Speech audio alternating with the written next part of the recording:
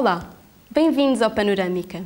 A nossa convidada de hoje é escritora, crítica literária e professora na Escola Superior de Comunicação Social, em Lisboa. Em 2003, venceu o Prémio Branquinho da Fonseca, atribuído pela Fundação Carlos de Gulbenkian e pelo semanário Expresso, pela obra A Verdadeira História de Alice. Desde aí, tem-se dedicado à poesia e a contos infantis, muitos deles integrados no Plano Nacional de Leitura. Temos connosco Rita Taborda Duarte. Olá, Rita, muito bem-vinda. Olá, um prazer em estar aqui também. Igualmente. Como começou a sua paixão pela escrita infantil? Bom, não sei bem se foi uma paixão, não é? Foi algo que foi acontecendo. Penso que houve dois momentos importantes. Um era o facto de ter a minha filha pequena, que eu já escrevia para adultos, já escrevia poesia, alguns contos, já tinha alguma coisa publicada para adultos, e quando a minha filha nasceu, começou pelos 2, 3 anos, comecei a ter a percepção de uma certa inteligência específica das crianças, como elas chegam à língua de um modo totalmente inaugural, como se estivessem a descobrir a língua e nós só as usássemos de uma forma gasta, não é? E ao mesmo tempo em que estava com a minha filha pequenina, estava também a escrever uma tese de mestrado muito chata sobre crítica e representação, mas que me também fazia pensar um bocadinho sobre a linguagem, não é? Pensar a linguagem como se fosse a primeira vez. Eu acho que também houve um momento, não sei se foi o momento principal, mas o momento inaugural que me fez pensar nisto tudo e fazer esse livro que foi A Verdadeira História da Alice, que foi quando uma vez disse à minha filha: zangar-me com ela, o que é que estás a fazer? Não risques as pernas da mesa. E ela olhou para mim e disse: mas as mesas não têm pernas. E esta percepção de que as palavras podem ter sentidos dentro dos sentidos fez-me escrever A Verdadeira História da Alice, que é um livro sobre palavras e do modo inaugural como as crianças o veem, penso eu. Quase todas as pessoas pequenas, quando crescem, se transformam em pessoas grandes. E só muito poucas se tornam grandes pessoas. Esta é uma frase do seu livro. É do início. De que forma é que se marca a vida das crianças através da leitura? Bom, posso falar da minha experiência pessoal. A mim marcou-me muito. Eu acho que nós somos também os livros que lemos. E penso que tenho esta ideia de que não é a linguagem que representa o mundo só, mas é a linguagem, os livros, a imaginação também que fazem o próprio mundo e que constroem o próprio mundo. Há personagens de infância, para mim, há versos que guardo desde a infância que de vez em quando saltam quase do bolso, da memória, para a vida real. Aliás, mesmo esse livro, A Verdadeira História da Alice, há duas referências que estiveram tanto tempo a ocupar a minha cabeça. Um é, evidentemente, a Alice, não no País das Maravilhas, sim, mas a Alice do Outro Lado do Espelho, que é um tratado infantil ou juvenil sobre a linguagem, e o Príncipezinho. E essas referências estão lá, não é? E marcam. Por exemplo, a grande memória que eu tenho da Sofia de Melbrenner, por exemplo, nem sequer é nem do mar, nem da poesia, mas é das letras, da própria imagem física, das letras redondas, das edições antigas, das figueirinhas, e isso, de facto, nós não sabemos como, nós não sabemos qual é o efeito que determinado livro vai ter em nós, mas fazem parte de nós como tijolos, não é? Uma pessoa que lê tem mais mundo em seu torno, não é? É um bocado essa a perspectiva. Existem bocadinhos da Rita criança em alguma das suas personagens? Existem algumas das minhas opções, por exemplo, no Manel e no Miúfa. Sim. Eu tinha um medo terrível do escuro, quando era miúda, mas mesmo muito grande, até muito tarde. E foi uma forma também de exorcizar esse medo. E há lá uma imagem, que é uma imagem que eu tenho desde criança, que é estar... Uma imagem real, e às vezes as imagens fictícias são tão reais como as outras, e este mundo anda um bocadinho a oscilar entre umas e outras. Era uma imagem que eu tinha quando estava na cama, em que via uma mesa com duas sombras, dois homens com dois chapéus e copos à sua frente, que eram os homenzinhos de sombra da minha parede. Eu chamava os meus pais, quando os meus pais ainda não estavam homens de mesa, mas é óbvio que eles estão lá. Sim. E esses passaram para o livro, mas também muitos dos livros que li estão por lá a passear. Claro que há muito do que eu fui antes que estão por lá transfigurados, evidentemente, nos livros. Há uma frase de Jorge Luís Borges, que é muito interessante, que nos diz o seguinte: todos os livros são autobiográficos, mas há uns que começam: eu nasci em tal ano, em tal sítio, e outros: era uma vez um rei que tinha 3 filhas. Não é? Portanto, tudo aquilo que nós fizemos, tudo aquilo que nós lemos, nos informa. Portanto, acaba por estar presente em tudo, em todos os nossos atos. Qual é a sensação de ter livros seus integrados no Plano Nacional de Leitura? Eu acho que é importante, acho que o Plano Nacional de Leitura foi muito importante, porque de facto deu um peso à leitura e à escolha de livros infantis que não havia de antes, não é? De repente as escolas, a partir de certa altura, começaram a comprar livros e começaram, fora dos programas, fora das matérias, começaram a encontrar todo um plano, todo um projeto de leitura na sala de aula, leitura autónoma, convidar autores.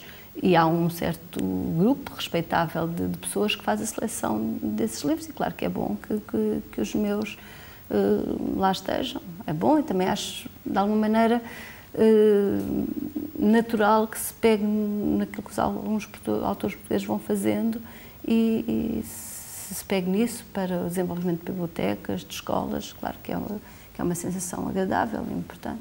Os prémios são o melhor reconhecimento do seu trabalho? Não são o melhor reconhecimento. Claro que receber um prémio é importante, nem que seja pelo valor monetário. Claro. Não é? Até parece mal dizer isso, mas às vezes eu também já fui júri de muitos prémios literários e uma pessoa sabe que às vezes é um acaso. Não é? O que é importante é o livro, a experiência de ler e o reconhecimento ao longo dos tempos. O prémio é uma gratificação que se dá, e quer dizer que um grupo de pessoas em determinada altura escolheu aquele livro, claro, e não outros.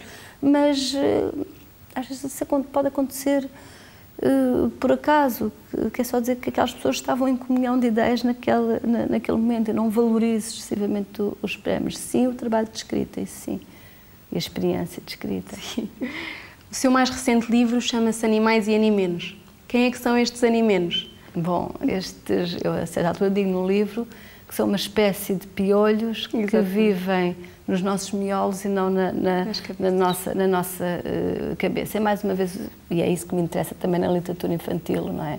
E na ligação da literatura infantil com a poesia, é um questionário brincar com as palavras. E o Animais e Animenos é isso. Há os animais, são os animais que todos conhecemos, que são mais, exatamente, não é? Mais também em tamanho, mas também podemos ter o lado de reverso dos animenos, toda a possibilidade de animais e de bicharada, que é a bicharada da imaginação, que são então os animenos, não é?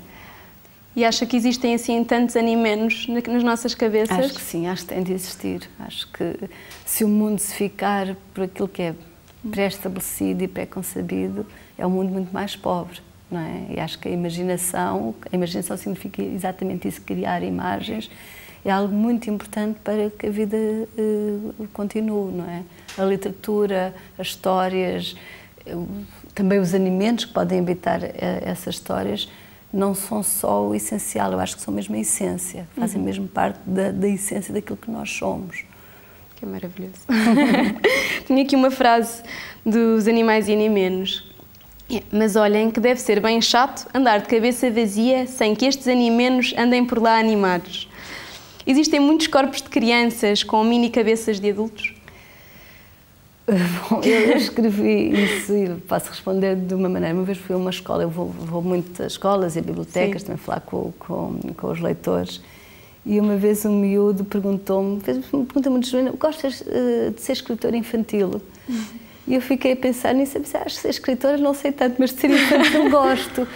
E acho que é um bocadinho isso, é não deixar as crianças crescer cedo demais, não é? Mas também não nos tornarmos nós, adultos, demasiado chatos e demasiado desatentos ao mundo. Não temos de pensar na linguagem como algo criativo sempre, não é?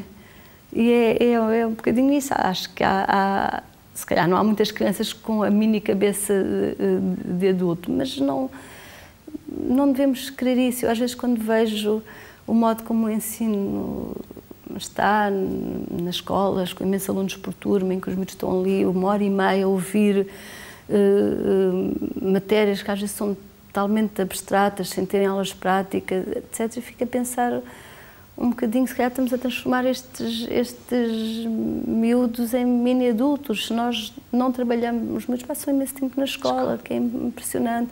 Nós, se calhar, não trabalhamos tanto como os miúdos, às vezes ainda são pedidos trabalhos de casa e perde-se tanto em termos de conhecimento, assim, ao pensar que se está a ganhar, que se calhar, sem saber, isso acaba por ser um desabafo relativamente a isso, não é?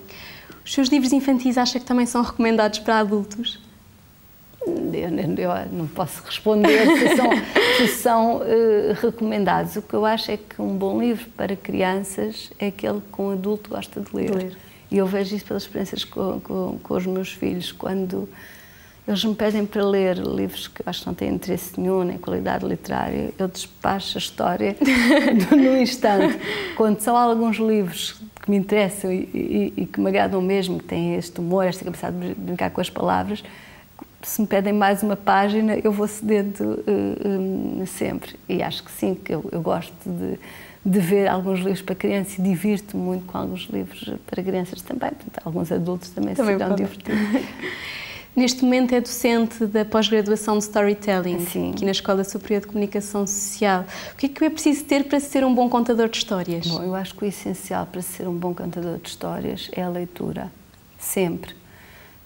Podemos fazer pós-graduações, uma pós-graduação é importante, encontramos instrumentos, mecanismos, mas eu vejo a escrita e a leitura como, seja para que universo for, seja escrita para cinema, escrita ficcional, mas vejo a escrita e a leitura como as duas faces da mesma moeda. Sem uma, não há outra. E os livros potenciam, o ouvir histórias potencia a criação de histórias, isso é o essencial. Não se pode ser escritor sem ser antes um leitor. Sem dúvida. Num meio cada vez mais tecnológico, acha que ainda há espaço para novos escritores? Acho que sim, acho que há sempre. Eu acho que os livros conseguem algo que é excepcional e que, se pensarmos um bocadinho nisso, é incrível. Nós, quando abrimos um livro, estamos a ver uma imagem, antes de tudo, mas estamos a ver uma imagem, uma série de letras. E nós conseguimos ver, para além dessas letras, para além daquilo que lá está e conseguir criar mundos a partir disso, é algo quase interativo que um livro por si só consegue. E isso é muito interessante, é muito importante. Está para lá de qualquer imagem ter esse poder, só com umas letras que parecem desenhadas num papel, acho que faz com que o livro seja um sobrevivente, já é um sobrevivente. Muito obrigada, Rita. Não, eu é que agradeço. Obrigada por ter vindo. Obrigada eu. Este foi mais um episódio do E2. Entretanto, podem nos seguir através do Facebook ou do YouTube. O E2 volta em breve com muitas novidades. Até lá!